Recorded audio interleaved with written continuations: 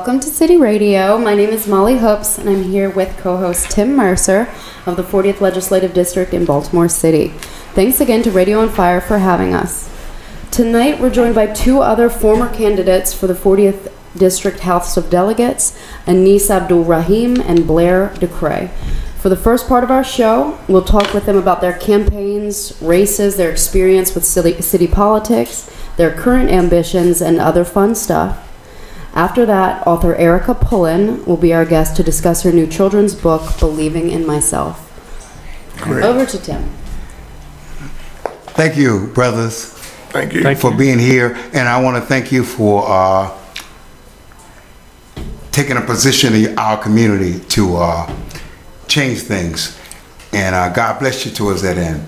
Thank you. But what we'll do in the first session of this show is give yourself a chance to introduce yourselves and to elaborate. Introduce yourselves first, and then we elaborate on what your positions were in the 40th Legislative District and what you perceive to want to see manifest itself moving forward. Okay. You go first. Well, thanks for having me here. I appreciate it. Appreciate the opportunity to come and speak with you. My name is Blair DuCray. I am a community activist. Right now, I am focusing on my local neighborhood. I'm on the board of directors for the Neighborhood Association downtown. It's called the City Center Residents Association. We just created it. So I'm trying to focus on my local neighborhood. I can't control what goes on in Washington, D.C. and all that, but what I can do is have an immediate impact on my block, on my neighborhood, and that's something that I want to try and push everybody to understand, that they can make an immediate impact today just by walking outside their door and doing something. Thank you, sir. Yes, my name is Abdul-Rahim. I ran for the 40th Legislative District to become the legislator for that district. I ran on a platform that said leadership for Baltimore, leadership for Maryland, leadership for the future. My main issues was livable wage, paying jobs, reduction in crime, and the murder rate decrease in Baltimore City, which at this time everybody should be up in arms about. I ran for increasing funding for education, particularly in Baltimore City, where our children was left without heat last year. I also ran for affordable housing for all of Baltimore, not Roland Park, and then you go to Southwest Baltimore, and life expectancy is 66 in Southwest, but we come up just 10 miles to Roland Park, is 88. Something wrong with that picture when we all supposed to be Baltimoreans. Also, I ran on a platform that said ex-offenders can vote.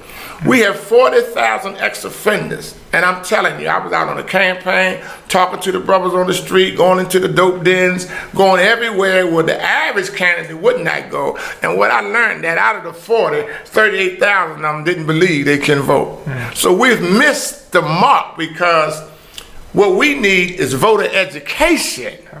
Here the legislature, back to your point, Mercer, here we have all of these folks that can vote, and because of the few folks that vote, you got the majority of them that now can vote as a result of our hard work and don't believe they can vote. Don't even not know it, but don't believe that they can't vote and don't believe that they deserve to vote. So I ran on that platform and I raised $6,000 that came in like a dripping water.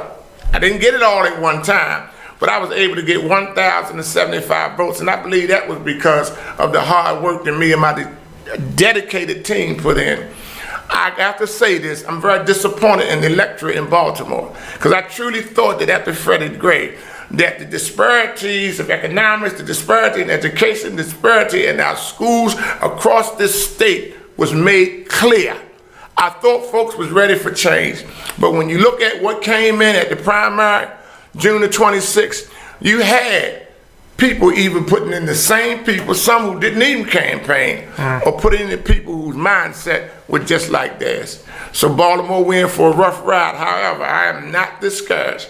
I will continue to do the expungement workshops that I do with my job. I will continue to qualify women whose men are in jail in Cumberland and Hagerstown and Jessup. I will continue to remove those things from their record that our former Mayor O'Malley, with his zero tolerance policies, allowed them to be crippled where they can't take care of their families. I will continue to do the reentry work for men and women that I do at Barnes Coors Community Works. I'll continue to do the good work. I'll continue to give these men and women hope.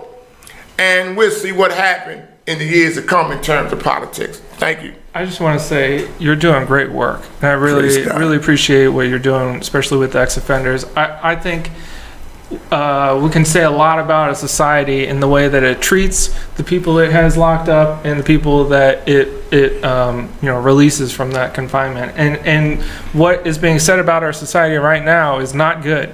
At all. We just push them onto the street, and then we have a revolving door.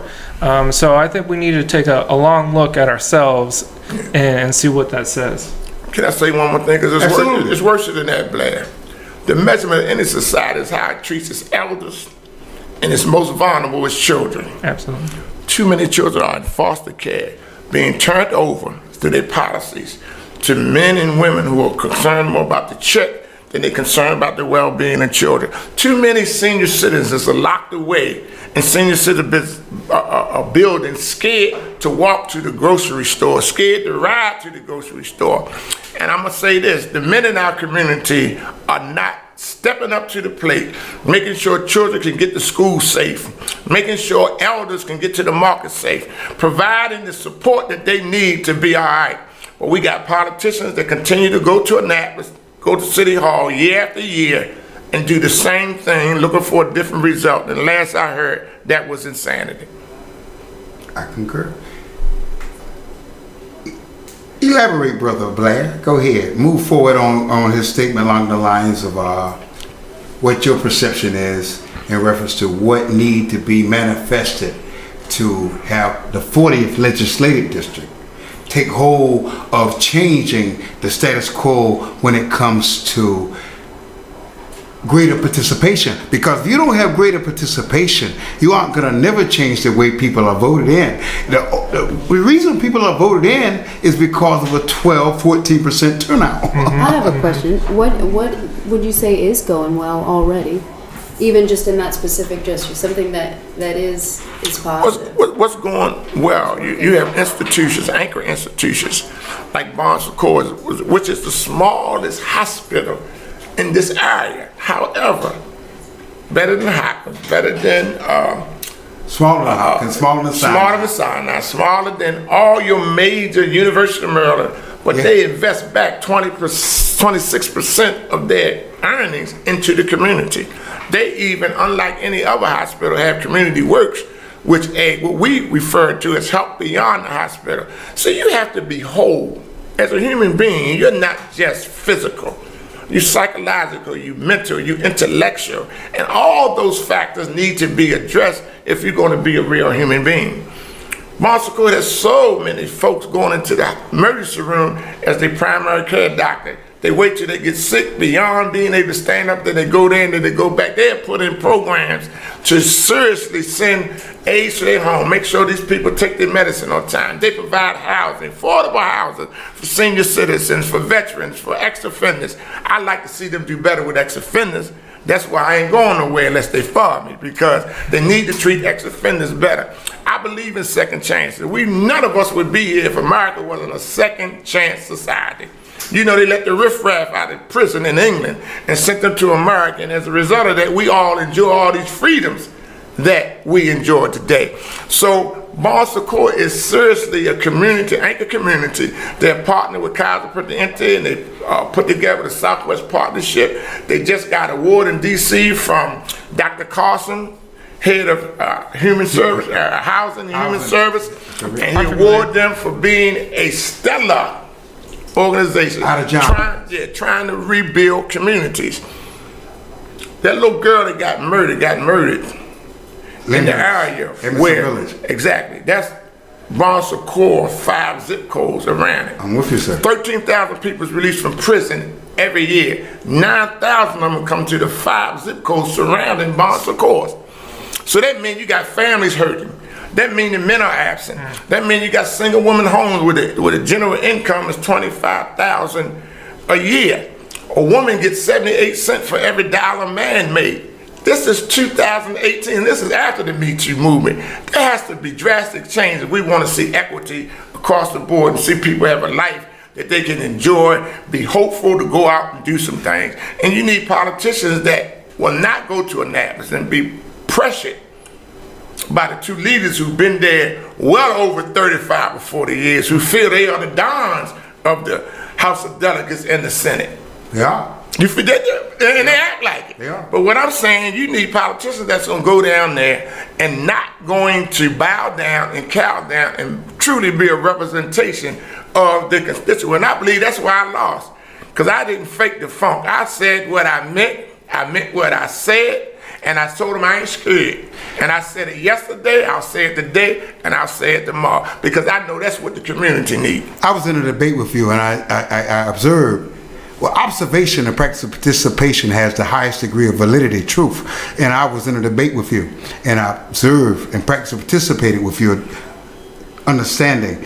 I concur. And I thank you for giving it to me from your perspective from the west side. And give it to me, Mr. Blair, from the downtown side. Well, I think people don't have confidence in our elections. I think they feel power is controlled by either a political class, a dynasty, or just the super rich people, you know, people who can go and buy elections. I think we need to have publicly funded local campaigns, which has been discussed recently, which makes me talk about it on this show.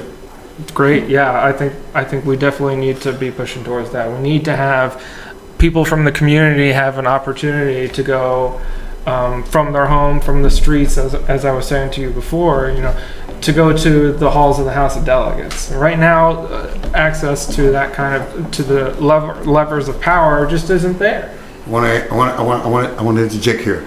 Now, what you are saying is that the pathway to being a rookie and getting into the House of Delegates is almost unaccomplishable. Absolutely. Unless you're part of the clique. Right. Absolutely. Do you concur with that? I concur with that. However, look at the results of the election. Absolutely. I mean, it speaks for itself. Yeah. And I think Blair is absolutely correct. You have machines in Baltimore. Yeah. And they deal with the developers. And when you go to forums and speak like you did, Mercer, and speak like I did, you follow what I'm saying? You cut your foot off, you know. But again, if you're going to advocate accountability, okay, you have to start doing the election. You can't wait till after you get in and talk accountability. You have to say what you mean what you say, and deliver what you say you're going to deliver. Now, I'm saying this.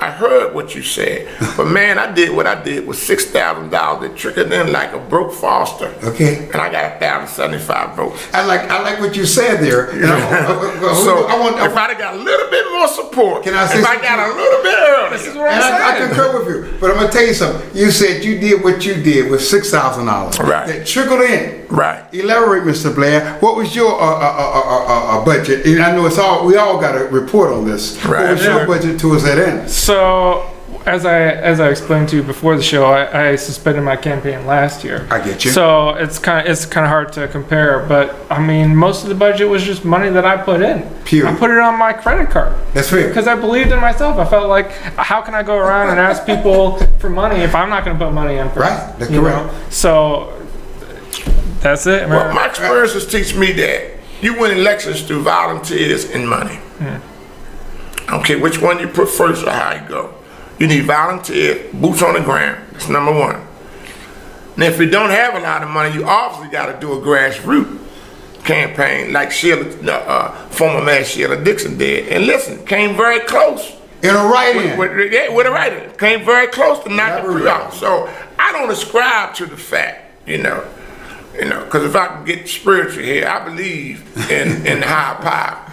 So I believe if you work hard, appeal to people, tell the truth, get started early, you can take some elections.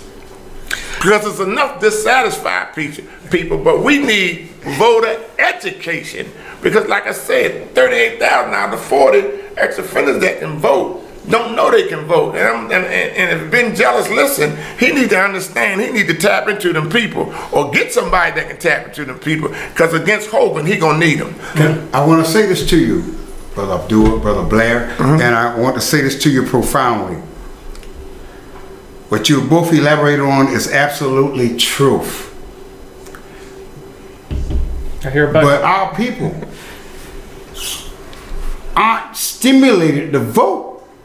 And that's, in other words, we were stimulated to vote for Barack. I talked with people yesterday, women who said they don't vote.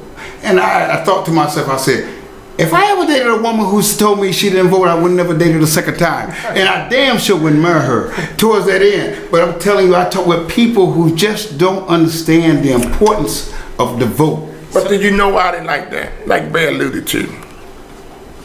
When you vote, generation after generation, and your vote reaps you no benefit, at what point do your intellect kick in and say, man, this is some BS? They may not, hit me out, they might not understand it as we can articulate it, but their position is, man, I ain't getting them for it, so why don't I participate? And I'm gonna tell you something now, brother Abdul. I want to hit you on the head with this one, because, and you saying voter education earlier. That's what's needed. Listen to me.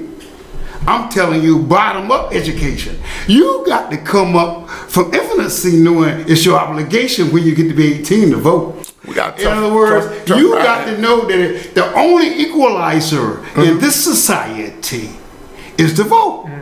If you don't choose to vote in this society, you don't have no voice. Well, so I agree in part. That's the second equalizer. The first one is cash. Can I say something to you? Let me say this. When you walk in a car deal or anywhere with cash, they say, come on in, Mr. Mercer. Come on in, Molly. So I think... Can I say something to you though? Sure. Moderation. 1 second. Cash is the root of all evil. If you don't choose to understand that, you don't need no cash to say I love you, Timothy. I don't need no cash to say I love you, Blair or Abdul. I don't need to give you a penny or a nickel to share love with you. So cash not it. So I disagree. I concur. But I disagree. But if you think cash is it, then you will never rectify the equalizer of poor black. We don't have no cash. But what you said, we don't have no cash. So how can we ever get where we got to be with no cash? Let me go back to what you said though. You said the primary equalizer is the vote. What I said, second to the cash, because the cash do what? Get you to what? The vote. Well, you remember my? Go ahead, sir. Go ahead, Mr. Black. Well, I think you're both making great points. The problem is, when people turn on the TV, they only see stuff about Washington, D.C. It brings me back to what I said at the beginning, trying to get people focused on the local stuff. They don't Mr. Blair, I don't look at local news. All I look at is national news. And I'm telling you, if you look at Fox, you're going to see the worst in the city. If you look at Channel 45, in other words, if you look at anything else, you're going to see the worst in the city. I'm telling you that that's a given. Well, that should inspire you to get up and do something. That's true. That's true, but it's a given. I don't even look at local news because I know what they're going to show me. Well, I'll tell you that's why I got involved with creating this neighborhood association. Because we want to try and be boosters and promote what's great in our neighborhood and let people know about that. We're trying to build community and unity in our neighborhood. So I think there are people out there that are promoting the good that's going on in the city, and I fully agree with you that a lot of the local news is bad. But to my point about people voting in the national elections is because they've tuned out the local stuff, and a lot of it has to do, I think, with to that end. I think the wrong sources. To that end, wise man said eons ago, all politics are local. So I agree wholeheartedly with what you said. But to Mercer's point, voter education from the bottom up is what's going to be needed in Baltimore City before we're going to see some real change. Well, that's why we got to go door to door. Exactly. And I wish I'd have got the more community association. I want to say something to you, brothers, because you said something that's profound there, Mr. Blair. You said, that's why we got to go door to door. Mr. Blair, I'm going to say something. You went door to door, am I correct? And you suspended your campaign. I know you went door to door. But I didn't go enough. Can I say something to you? I didn't go enough. Can I say something to you? Sure. You raised $6,000. I want to go back to this also. You raised $6,000, and you did well as you did. The numerical number speaks for itself. Praise God. You I didn't ask you to elaborate, but no matter what you raise, you know what I raised? What? Not one damn dime. And you know why I didn't raise not one damn dime? Because I didn't ask anyone for one damn dime.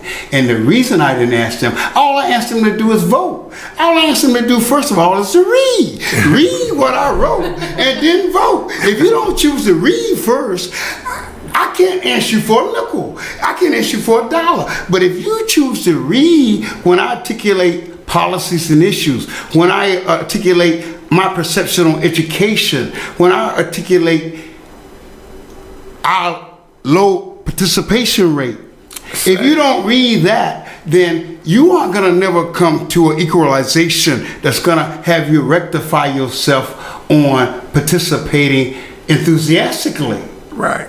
Can I ask you guys Sure. all on the same question, just kind of specific, just real quick? And Denise, you did talk about it with the reentry thing, and if you had to sort of characterize the problems that your people in your demographic actually do face on a day-to-day, and then what specifically you thought you could do as a member of the House of Delegates to, what would that be? Being an ex-offender myself, been out 29 years. Okay. That is good. So I know something about staying in the street. And I know something about the mindset of those who transgress the law. So as a person that came from among them, I really thought they would galvanize behind me, but what I found out was they ain't even believe me. Now, what do I think that is? Mercer, you know what I think that is? I call it residue from slavery. I hear you. Do you understand what I'm saying when I say that? I still think they got residue from slavery in their brain when they didn't even believe me. I am an ex-offender. They know I was an ex-offender. And you're talking to I served them when I was in there. I've been community organized since I've been out there. If they don't believe me, we got a long road ahead of us. That's correct. I concur with that. So one thing I know I can do, if I get the money, I can establish the reentry hour on radio. And every week, speak to that population. Bring the laws, bring the bills, educate them, like my man said, from the bottom up. And make sure it's a time they can listen to it behind the wall. It could be residue from prison. Well, same thing. Yeah. What's the difference? Yeah, exactly. The same thing. We speak the same language. Right. So again, it's institutionalization. Listen, I'm an expert on this, and I don't brag saying this. I work with this population every day. I just finished a group before I came over here. I know their mentality, but I also know how to unwind it and get them to thinking about their families and their futures. I hope you get to speak to them. Yeah, and possibly they have to accept accountability for what they did, not just to themselves but the community. But this is the main point. When 7-year-old girls start getting shot, when people turn to gangs because there's no opportunity, and our politicians know that this is the problem, it's time for some of these people that got the resources to put in these areas need to step up. Now, if you shoot a 7-year-old, I don't care if it was a mistake or not, you need to go to jail forever. So, all right? However, that doesn't negate the fact that those that are able have responsibility. You can't eat 2 steaks every night while people keep eating steakums and never experience a steak and go to sleep happy with a big gut every night like it's all right. It'll be another Freddie Grace experience. And I'm telling you, beating the street, being out there with him. I live in the 600 block of Carey Street, where it's like somebody, they got a teeth here, one missing here, teeth here, 2 missing. You feel what I'm saying? And it's no reason for that. These guys and women can be building them houses up, renting them for low interest loans if they get jobs, and then they'll take a stake into the community. Abdul, are you saying that the revitalization plans, even in your block, I ain't talking about your community. I got you. I'm talking about your block, not proficient for you to take an initiative to own a house adjacent to you, or any black person to take initiative to own any house in your block? Absolutely. Then that's the situation, that's sir. The problem. And Mary Pat Clark and others have presented proposals to the city hall that they keep waylaying and waylaying and waylaying. Man, people that come up with beautiful plans. I can believe it. Everybody I see talking about, man, what's happened to you? I got the same snack or two problem you have in my block. So the deal is, it's not unique to your block, right? But I don't know about your block there, Mr. Blair. We got our homeless population. No, I ain't talking about homeless. I'm talking about vacant houses. Abandoned vacant houses. Oh, bank owned. Wait a minute. Most of our houses, Mr. Abdul, aren't abandoned. They are bank owned, who are laying on the money, and they are laying more comfortably now since Trump been in there, because and I'm gonna give you another reason why they laying so much comfortably. Because in my neighborhood, Park Heights, Sinai Hospital has an agenda. Bar Secure has one in your community. Absolutely. Come on. I'm telling you that what is about their agenda is going to manifest greater homeownership for the black residents that currently exist in that community. Well, what I will say about Bon Secours, in the behalf of Bon Secours, who has recently merged with Mercy Hospital out of Ohio, they had what they call a Buy Where You Live program. They give you a $25,000 grant. You don't have to pay it back if you live a certain miles from where you work. Then if you live a certain more miles, you get $15,000. And if you're a cop, you get maybe 50. That's right. And if you're a firefighter, you get maybe 45. Okay, but what I'm saying is, Bon Secours, thank God for the sisters of Bon Secours, they are really trying to do something about raising Southwest. That's commendable that you can. And if I didn't believe it, I wouldn't say it. I've been working there for the last 8 years, and I know what I'm talking about. That's good. I'm glad to hear that, because I don't know that. Right. I'm glad to hear that. I think the problems about abandoned houses is a complex one, and I think we need some complex answers too. It's not just buying properties, we can't neglect renters also, and I think that's something that's constantly forgot. Plus, I feel like we need community land trust as well. If you look at the 2020 vision from the United Workers, I think they've got a great plan for us.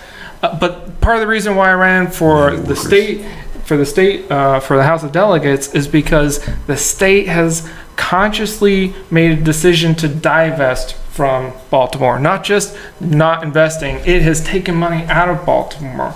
And I think we need to have a radical investment from the state into Baltimore. That's where we need to start. It's the hub of the state. It makes sense. The state is the answer. It makes sense. We've got plenty of great plans. The community in Baltimore knows what's going on. That was what my campaign was about. I wanted to take I just wanted to be a platform for other people to speak their plans. Use the privilege that I have to give voice to other people. Because the answers are already there. We've already discussed this. Absolutely. The answers are there. What we need is the state to make an investment in Baltimore.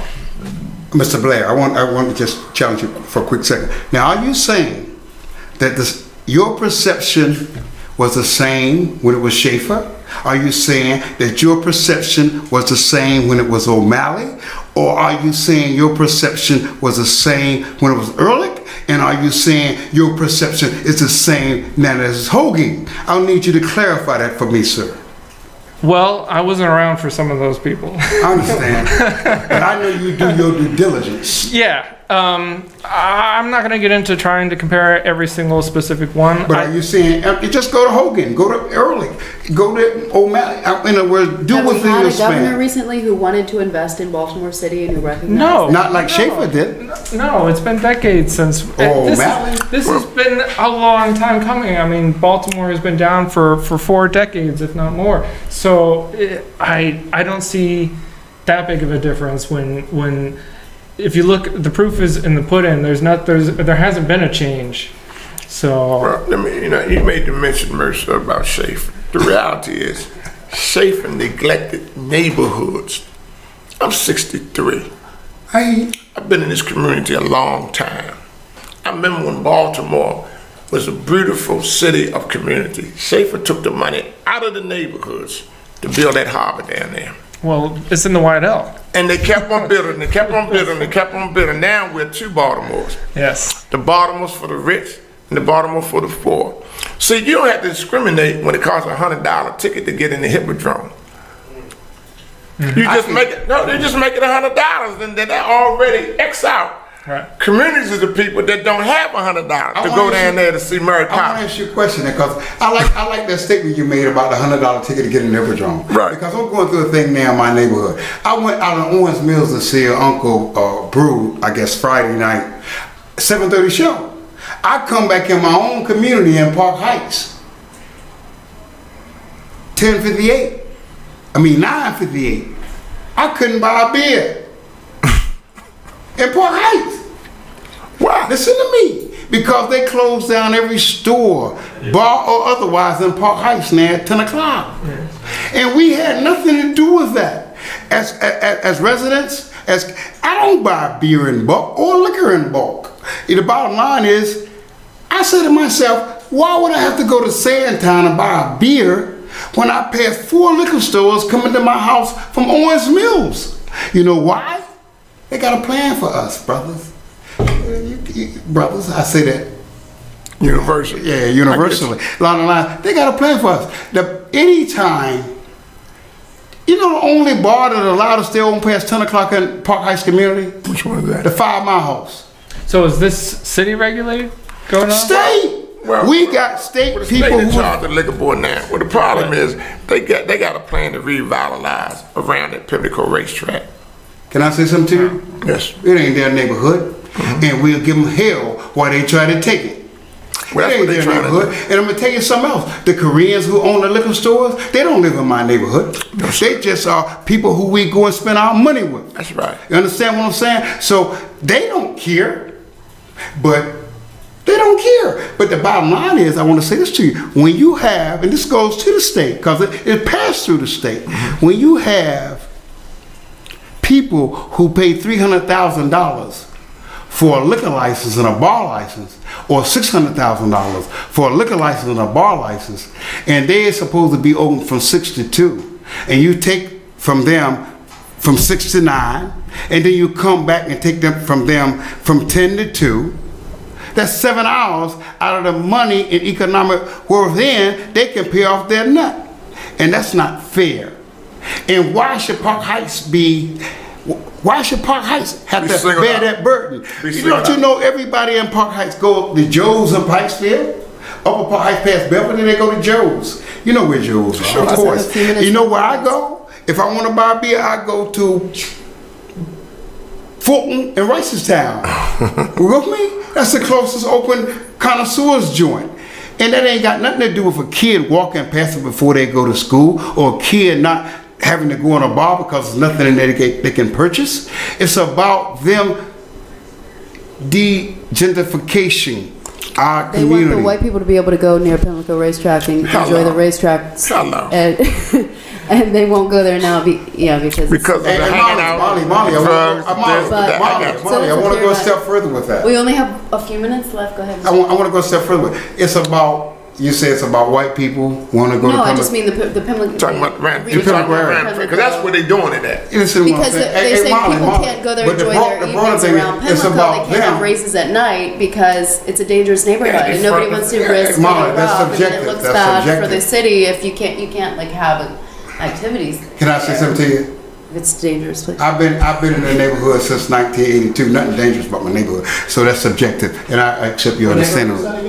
Park Heights. Oh. Park Heights, from Belvedere down to Park Circle. From Belvedere down to Park. I want to say something to you. Listen to me. I want to say this to you. I want to say this to you. They are. That's a joke. No. I grew up there also. But let me say this. I was living in that neighborhood where you was born. Hey, Mercy. Now though, it is dangerous. But can I say something to you? Listen to me. Now, where you at? Hey, Mercy, let me say this, man. No, I want to say this to you. The reason, Molly made a point. I want to get this in the. I have you elaborate. The reason they doing what they're doing is because they want to build houses that we can't afford to buy, and they bring in people who can. That's what it's all about. That may be part of the plan, but you live in the bubble. If you say to me, Park Heights is not a dangerous neighborhood. I can tell you that unconditionally. Don't tell us we own Park Heights. Let me finish. I can tell you that shit unconditionally. The CDC said Park Heights 10 years ago had more per capita women with AIDS Then anyway, Being dangerous. You don't think that's dangerous? When you down there buying beers and stuff, getting high. Promiscuity. That's had nothing to do with being dangerous. What AIDS got to do with being dangerous? The murder rate. Let me tell you something. The murder rate up there was off the chain. Can I say something to you, sir? Say. And I want you. It's no worse than Sandtown. And I agree. I agree. Wait a minute. That don't change the reality of Park downtown is Heights. better. But listen to what I'm saying to you, sir. Listen to what I'm saying to you. When you put people in a community that, first of all, you done brainwashed them over the last 40 years in education.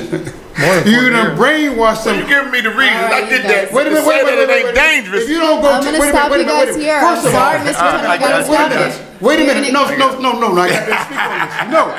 I want to speak on this here. First of all, I didn't live where your kids go to the daycare at since 1982. Since 1982. Nobody is going to challenge me about where I live if I done persevered where your ass didn't ante up. Well, I live there too, like the sister. Okay, I don't want to hear it. The only one. Nobody gonna challenge me where I live. Okay. You ain't put your own hind parts on the line. I just want to thank our guests again. Thank you. That's fair, Thank but you that's to because you Elise, got and a thank you to Blair. paranoia. Thank you, Molly. Thank you, Molly. Mr. Tim will be back in 5 with Erica Pulley. Hey, listen to me. I want to thank you, brothers, man, for coming here to articulate your perspective, and I want to thank you, brother, for